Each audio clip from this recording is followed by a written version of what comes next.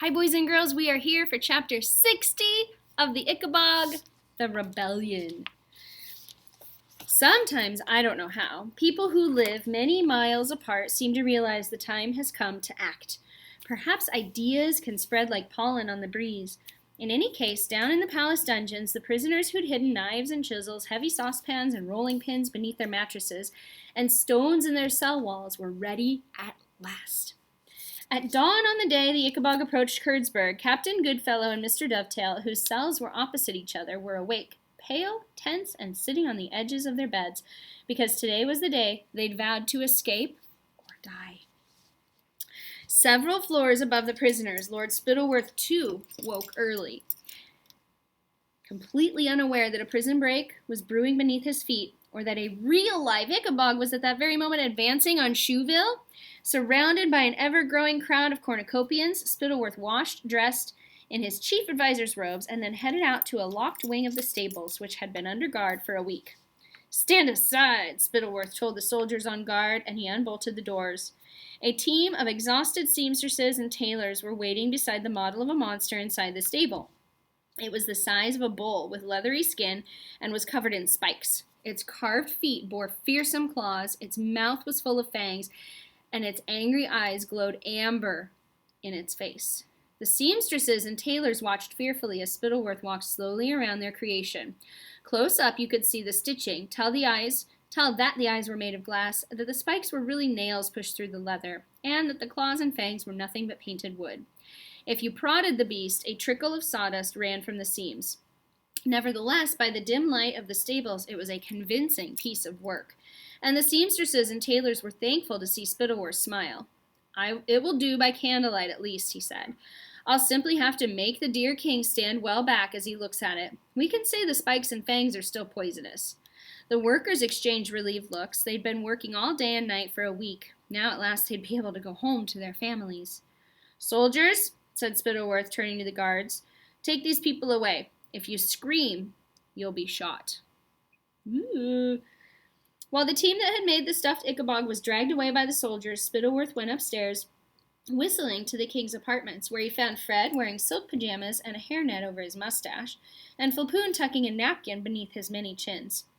"Good morning, Your Majesty," said Spittleworth with a bow. "I trust you slept well. I have a surprise for Your Majesty today. We have succeeded in having one of the Ickabogs stuffed. I know Your Majesty was eager to see it." "Wonderful, Spittleworth," said the king, "and after that, we might send it around the kingdom to show the people what we're up against." "I would advise against that, sire," said Spittleworth, who feared that if anybody saw the stuffed Ickabog by daylight, they'd be sure to spot it as a fake. "We wouldn't want the common folk to panic. Your Majesty is so brave that you can cope with the sight." At that moment, the doors to the king's private apartments flew open, and in ran a wild-eyed, sweaty Basher John who'd been delayed on the road by not one but two sets of highwaymen.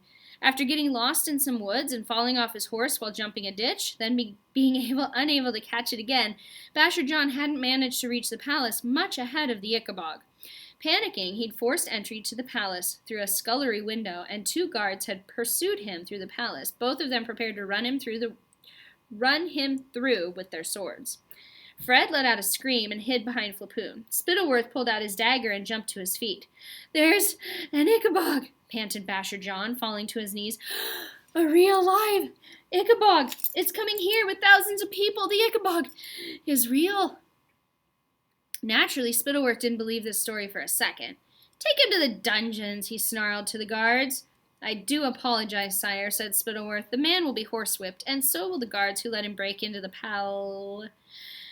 But before Spittleworth could finish his sentence, two more men came bursting into the king's private apartments. These were Spittleworth's Shoeville spies, who'd had word from the north about the Ickabog's approach, but as the king had never laid eyes on them before, he let out another terrified squeal. "My lord," panted the first spy, "there's an Ickabog coming this way, and it's got a crowd with it," panted the second. "It's real." "Well, of course the Ickabog's real," said Spittleworth. "Notify the Ickabog Defense Brigade. I shall join them shortly in the courtyard, and we'll kill the beast." Spittleworth ushered the spies to the door and thrust them back into the passageway, trying to drown out their whispers of, "My lord, it's real, and the people like it, and it's on its way south, my lord. Our contacts have seen it with their own eyes." We shall kill this monster as we've killed the others, said Spittleworth loudly for the king's benefit, and then under his breath he added, Go away! Spittleworth closed the door firmly on the spies and returned to the table, disturbed but trying not to show it. Flapoon was still tucking into some Baronstown ham. He had a vague idea that Spittleworth must be behind all these people rushing in and talking about live Ickabog, so he wasn't frightened in the slightest. Fred, on the other hand, was quivering from head to foot. Imagine the monster showing itself in daylight, Spittleworth? I thought it only ever came out at night-time. Yes, it's getting far too bold, isn't it, Your Majesty, said Spittleworth. He had no idea what this so-called real Ickabog could be. The only thing he could imagine was that some common folk had rigged up some kind of fake monster. There was only one true Ickabog, and that was the one Spittleworth had invented. Come, Flapoon, we must prevent this beast from entering Shoeville.